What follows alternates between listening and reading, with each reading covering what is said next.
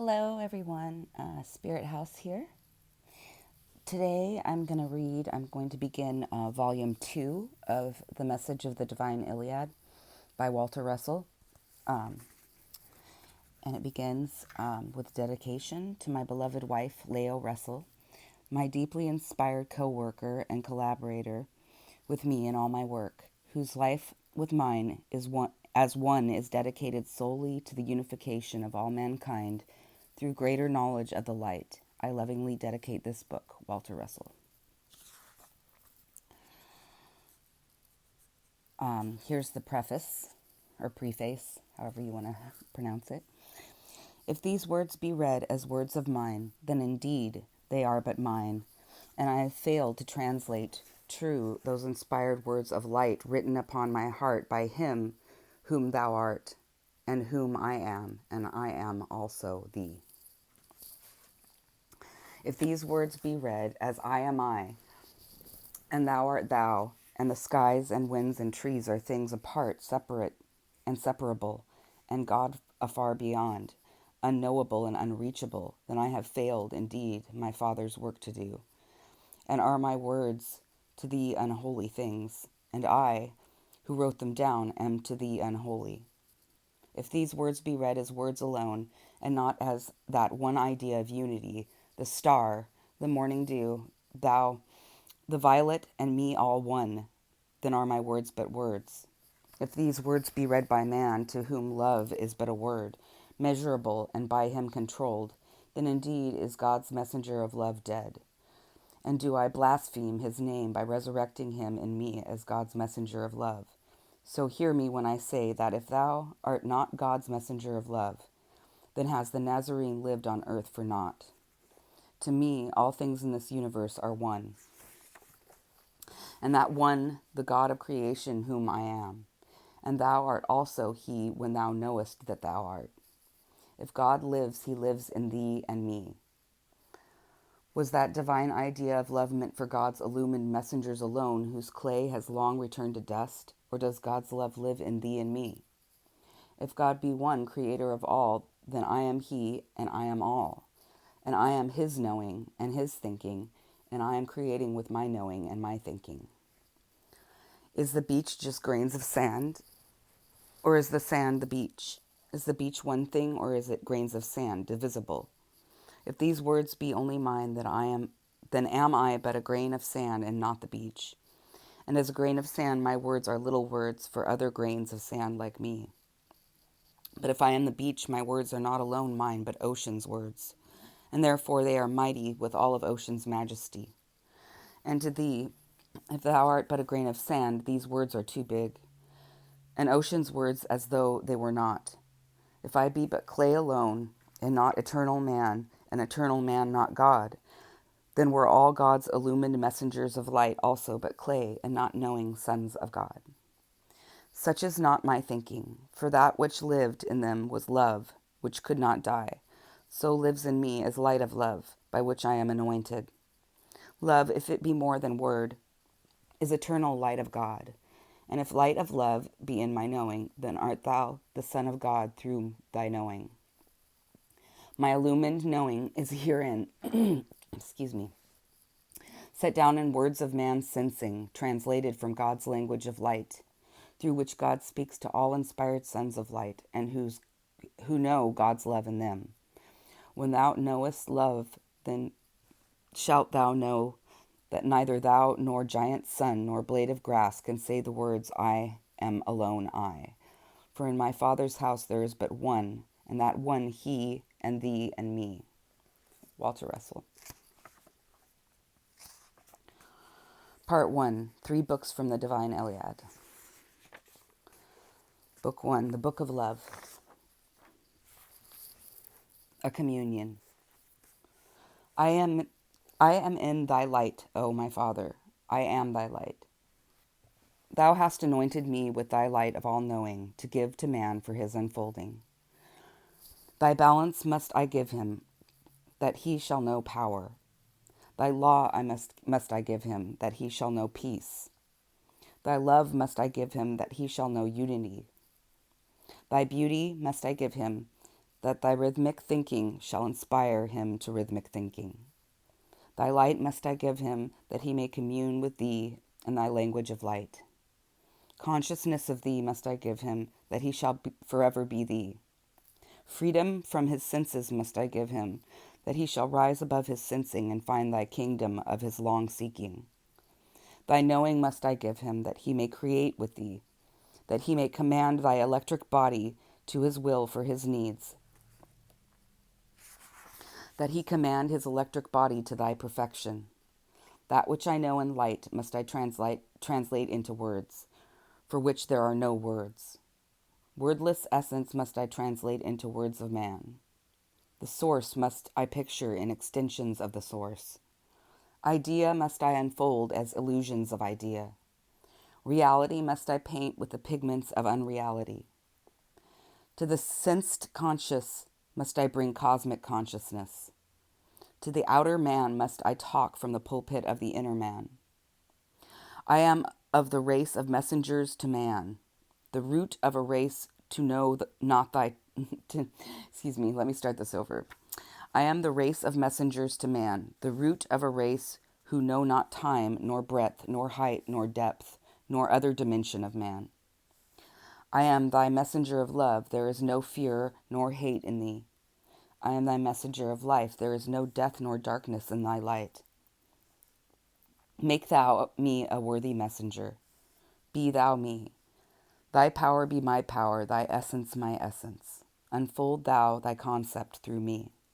Be me that I may be not alone I. Be me that I may be the universe. Flow through me to all the universe. I am the universe. Command thou me. The Word. Section 1. Go thou and tell all who worship me and know me not, that I am love. Knowing me not in them, they know not love. Go thou and tell to those who long have sought me, that I am light. In my light man can alone find me. Love alone is, light alone is. Love and light are one in me. I alone am. What I am man is when he knoweth me in him. Man may know love only through knowing me. Through his anointing in my light, man can alone know me. For behold, I thy creator am the knower. In my light is all knowing. I know love, naught else but love is there to know. I know light, naught else but light is there to know. I know ecstasy, naught else but ecstasy is there in me, for I am balance. In balance there can be no other motion than changeless ecstasy. Love, balance, beauty, and truth are one in me. When man knoweth love, balance, beauty, and truth in light of me, and hath my ecstasy, he shall have my all-knowing and think my knowing into thought forms to create my universe of imagined forms with me. Part 2.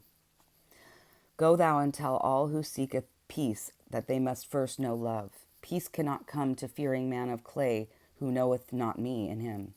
Until he beginneth to know me in him, he is barbaric man of sense clay, separate and apart from all things, alone and disunited from all things. Go thou and tell man he cannot find love outside of his self. When he findeth self, he findeth me, for I am he, and I am love. Love cannot be acquired nor possessed, for I cannot be acquired nor possessed. The light of my love is in all men from their beginnings. Man needeth not seek it from afar, he needeth but to recognize it in him when he heareth my voice whispering to him from my silences, and calling aloud to him from the voices of every unfolding, refolding form of my imagining. Down through man's eons my love hath been his very foundation, but he knoweth it not during the dark eons from his beginnings. For behold, I speak words of love to all men, but man heareth not for long ages. My body speaketh to man as man's body speaketh to other men, but man is not aware that I have a body, nor that my body speaketh as meaningly as man's body speaketh meaningly. When man's sensed body speaketh from his clayed form, other sensed bodies like his heareth his voice with their sensed ears, But when inspired cosmic man speaketh from his soul through his clay formed, others like him heareth him with inner ears and are quickened in me. These hear the silences from which their vibrant sounds spring forth to manifest the rhythmic silences of my thinking in them.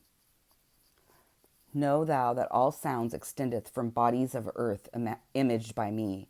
Earth bodies spring from earth's silences. Even so do all sounds of bodies spring from earth's silences. Know thou also that all earths are my body. Therefore all sounds of earth extending from my body are my voice speaking in sounds to those who alone heareth not but sounds, and in silences to those who heareth my silences.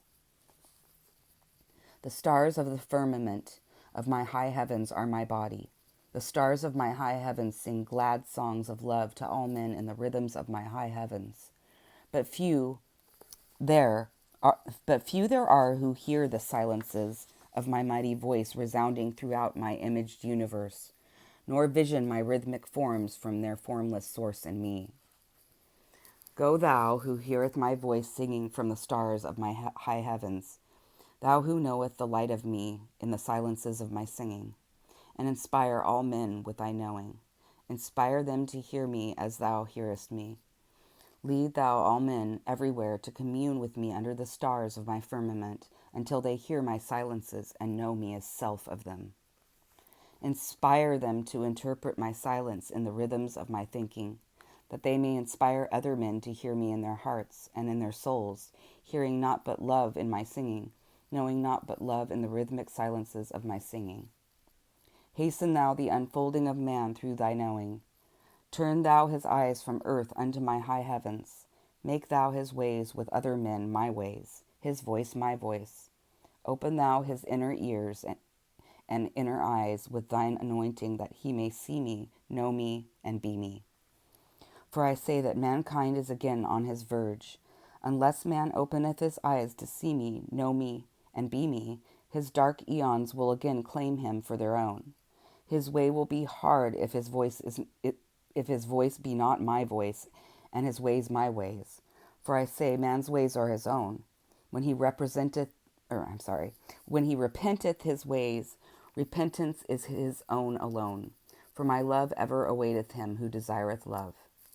For I say, man's ways are his own. When he suffereth from his ways, his punishment is his own. For he setteth me apart from him. Likewise, when man rejoiceth, or findeth glory, or achieveth greatly, these are his ways, and mine with him, for he knoweth me in him. Part 3. The oceans of earth are my body, as they are likewise man's. From oceans of my body I speak to man in words and sounds of ocean's waves, playing with wild ocean's winds and swirling tides. From pounding surf of breaking waves on sandy shores I speak to man, and those there are whose poet hearts hear my voice, forever telling them of my unchanging ecstasy of love, which I alone am. Sensed man of clay heareth not my voice. He heareth not but sounds with his sensed ears. He but heareth the sound of my electric body with his electrically sensed body. He knoweth not the words nor the meaning of the sounds of nature's universal language, through which my body forever speaketh to those who know my silences. For my still light, my words of love extend through all unfolding, refolding, imaged forms to those among men who have ears to hear. Let me turn the page. To hear my rhythmic silences and inner visions, to see imaged forms in formless clay. From my silences my voice springeth to manifest me through my imaged forms, which likewise springeth from formless clay of my body. Sensed man of clay thinketh not with me, nor knoweth he my knowing. Love is far to man of clay, whose body is my body, centered by my still light, but unknown to him as aught but sense clay. The forests of earth are my body and man's. From every leaf and branch of their vastness I speak inspired words of love to man who heareth them in the winds, and in the silences, and in the moods of the winds, and in the play of light waves, which cosmic man knoweth as my voice, talking to him as man talketh to man. Too many there are who heareth naught but sounds when the rustling of leaves and the soft breezes of my thinking telleth them of their birth from my silences. And too few there are who knoweth their unity of body and spirit with the body and spirit of me. These men know me in them.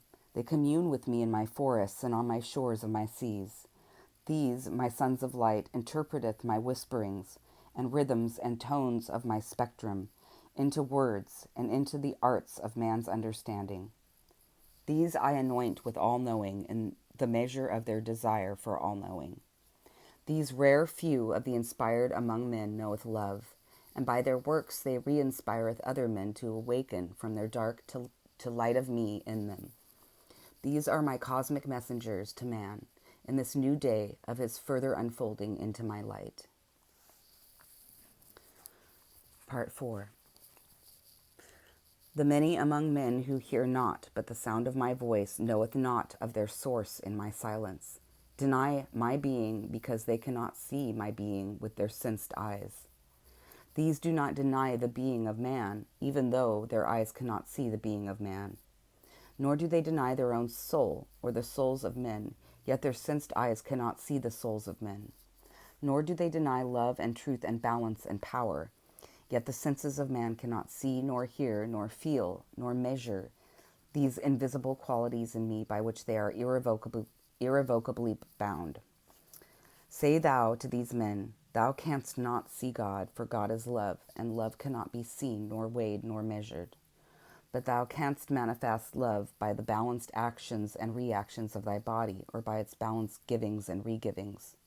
But when thou thus expresseth love with thy body, know thou that thy expression of love is not love, for thy body is not thee, nor is it me. Thy body cannot love another body, it can but sense the body of man, fruit, flower, or sunrise. Senses have no knowing in them, nor can senses love sensed clay. The body of the lowliest of beast or serpent senseth other bodies equally with man. Thy dog's body senseth other bodies beyond the sensing of thee, his master. And know thou that there are no other bodies than thine. For I again say all bodies are one, and the sensing of a seeming other body is like unto the sensing of thine own finger, each being an extension from a focal point of sensing in each unlike pattern part of my whole universal body. Thou well knowest that thy body emerged from clay, which records my thinking in imagined form, an emergence which thou callest birth.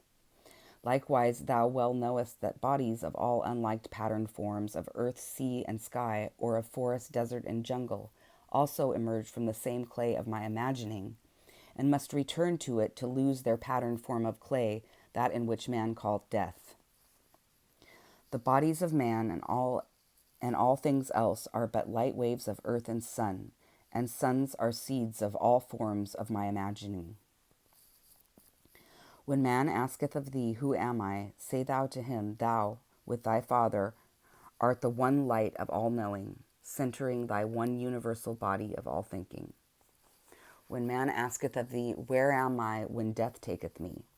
Say thou to him, thy light of birth is mirrored by thy light of death at the moment of thy birth, at the moment of thy death. Both are one, even though they mirror each other from far ends of cycles until their interchangings void each other in their constant interpassings. My light of love expresseth my givings to earth's, and earth's mirrorings of my love is earth's regivings to me. Behold, thou my sons. They are my universe, records of my thinking. I give them my light through the power of my desire to express my light in form. In each sphere of my thought-recorded knowing is the seed of all form which manifesteth my knowing. Tell thou to man who weepeth at death that I, the Father of man, give not to him but love. For man and I are one, and I am love. For behold, I give generating light to suns to stimulate my life in them. And suns mirror their light to earth as death to born earth forms of clay with their radiating mirrorings. In this wise, is death in suns reborn as life in earths, and deaths in earths is likewise reborn as life in suns. Thus is my law of opposites fulfilled. Again I say, life giveth to death, and that death may die, and death re-giveth to life, that life may live. All opposites of my cyclic thinking forever interchange with each, that each may be what the other was sequentially. And this wise my light generateth life, which radiateth as death to again generate life in countless cycles of givings and re-givings without end. And again I say that both life and death of formed clay are but seeming, for clay is not but clay, and cannot live nor die. For life of man is life of me, and I die not, nor doth man die. When man knoweth me in him as light of me, then he is as unchanging as I, his father, mother, am unchanging. While man thinketh of man as man formed clay, then is he but man formed clay, which returneth to earth as formless clay. Wherefore I say, man must be born again, and yet again, rejoicing at my givings. Likewise he must come to rest in me, again and yet again, rejoicing at his regivings of me in countless deaths of man-formed clay, for reborning into man-formed clay. And now shall a new unfoldment come to man, who shall arise from the clay of him into my kingdom of light in my high heavens. I, the Father of man, await man's ending of his own agony. For man hath not yet known rest, nor love, for he hath not yet known me. And I'm going to stop there and start again on my next video with part 5 of the Book of Love in volume 2 of the Message of the Divine Iliad. Please like, share, and subscribe because it helps me grow my channel. Thanks a lot. I appreciate it. And have a wonderful day.